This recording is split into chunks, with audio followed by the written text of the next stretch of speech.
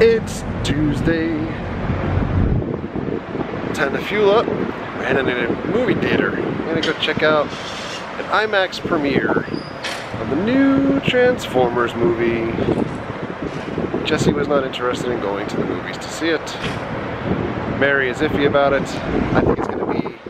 Ooh, I think it's gonna be pretty bad. But the movie theater is closer than going to Disney. So I'm choosing Transformers over going to see Mickey Mouse. Check out the plate on this car. My Labs. Meth? Alright, we are at the movie theater. I am really not looking forward to the new Transformers all that much. Actually, from the previews that I've seen, I haven't watched a whole bunch of the previews. I was surprised they were making yet another one.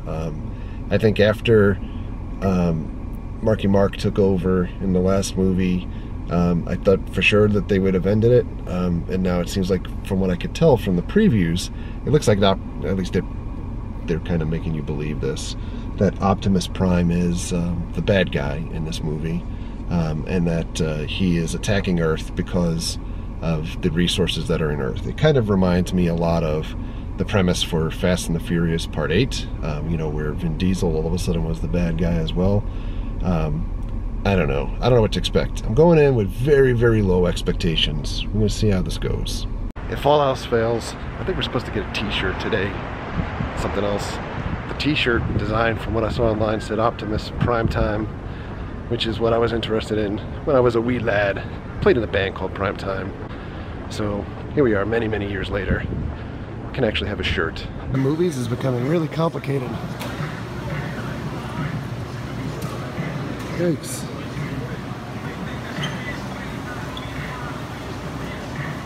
So almost 3.5 hours since we got here, the movie's over. The movie runs about 2 hours and 25 minutes, I think, and then you add in about 20 minutes, 25 minutes of previews. Spoiler-free review part, it wasn't too bad. It was okay. It's equal parts ridiculousness and awesomeness. I'd have to go back and rethink the other Transformers movies, but from what I can think on the way out, this might be the best Transformers since the original movie. 2.5 out of 5 stars. We'll talk some spoilers when we get back home. Alright, we're back home. Give you a little bit more detail about Transformers The Last Night. There's not much different in The Last Night than there has been in other Transformer movies. I think if you go into Transformers, you know what you're getting into. It's a movie about robot cars. Some are good, some are bad, and they're basically fighting over the Earth, or trying to destroy it, depending on if they're good or bad. This particular movie saw the return of Mark Wahlberg, Marky Mark, as the main hero. We introduced another female lead in the movie as well.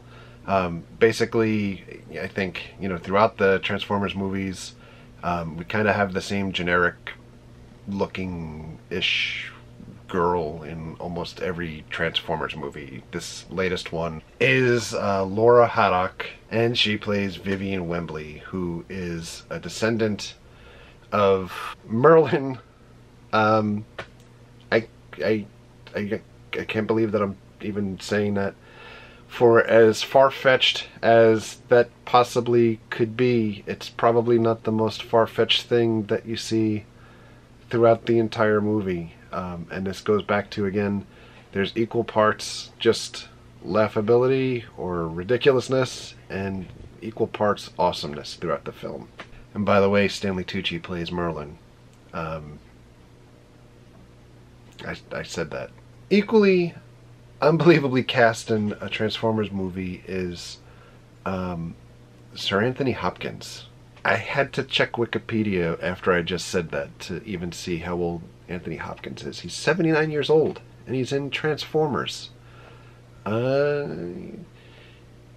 He does a serviceable job, but to me, you know, he plays a part in the movie where he kind of introduces plot points or facts and then segues out.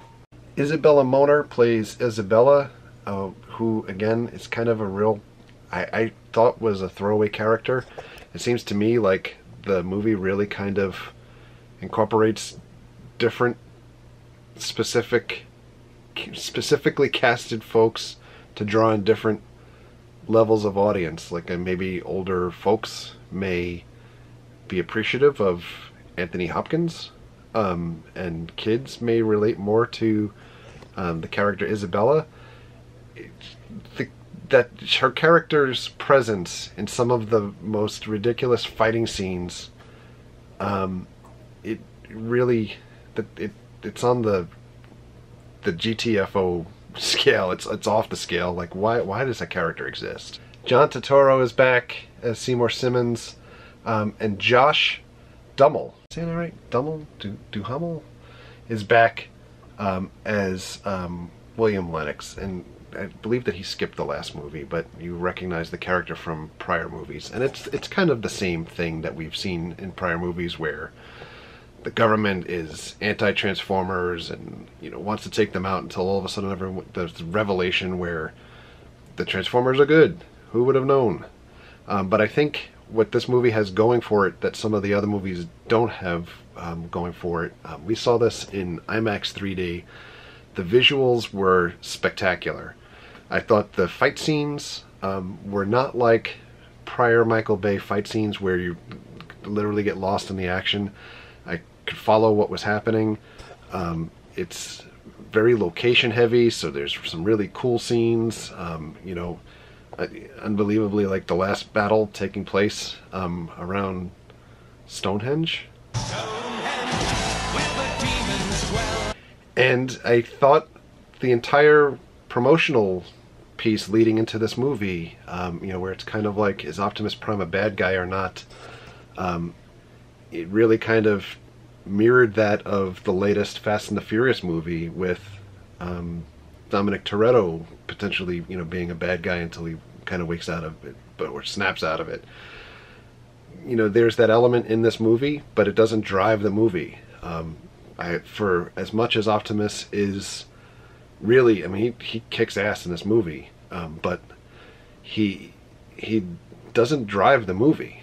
Bumblebee doesn't drive the movie. The characters drive the movie for the most part. And the Optimus storyline piece is just a very small part of the overall complete story arc. Like I said before, the movie runs almost like 2.5 hours. There were times that I thought it kind of felt like it might have lulled a little bit, but really not as bad as some of the more recent superheroes things that we saw, or action movies on the big screen and things like that. So, plot ridiculousness aside, I thought the movie was enjoyable. I thought it was probably the most enjoyable Transformers movie since the first Transformers movie. I still can't find any references, but I thought this was the last Transformers movie in the series too, which is really interesting. I didn't notice any cutscene after the credits, but as the credits are starting to roll, there's a scene that leads you to believe that it's going to lead into the next Transformers movie, which I guess contradicts that this is the last movie, unless maybe they see how this does box office wise. I will say this, this was the first movie in a while that I've been to that when the movie ended, the audience erupted in clapping. They cheered the movie, and I guess there's something to be said about that. The Transformers that are chosen for the film to be in the movie, I thought good selection of Transformers. There's Barricade as a Decepticon in the movie. I love that character. He's an awesome Transformer. John Goodman as Hound was really fun to watch. You could see Hound's face and you can just hear John Goodman, and it just screams out like that's John Goodman up there. The Knights of Cybertron were cool. And the movie even had some Dinobots in it. I thought one of the coolest things with the Knights of Cybertron was Dragonstorm, and there's just the ultimate scene at the end of the movie where this is obviously a spoiler part, but where Optimus is riding on Dragonstorm, and it comes in. I'm like, it was epic. That was awesome. That was like, I would get that as a tattoo maybe on my other calf. That looked that cool. But in any event, that's my thoughts about Transformers the last night. Not the greatest movie, not the worst movie, fun movie. It's summertime. These are fun popcorn movies. If you choose not to see it on the big screen, and I could certainly understand the hesitation or not wanting to do that, I think it's fine to watch at home. Although I will say, I really enjoyed the movie in 3D IMAX. The visuals are spectacular on the big screen. It really was real. It's a lot of fun to see everything because the movie is shot for IMAX 3D and it looks beautiful. That's all the thoughts that we have. So on that note, thank you for all of your likes. Thank you for your comments. Thank you for your subscriptions. Treat others the way you want to be treated. Have a great night. We'll see you guys. Do it!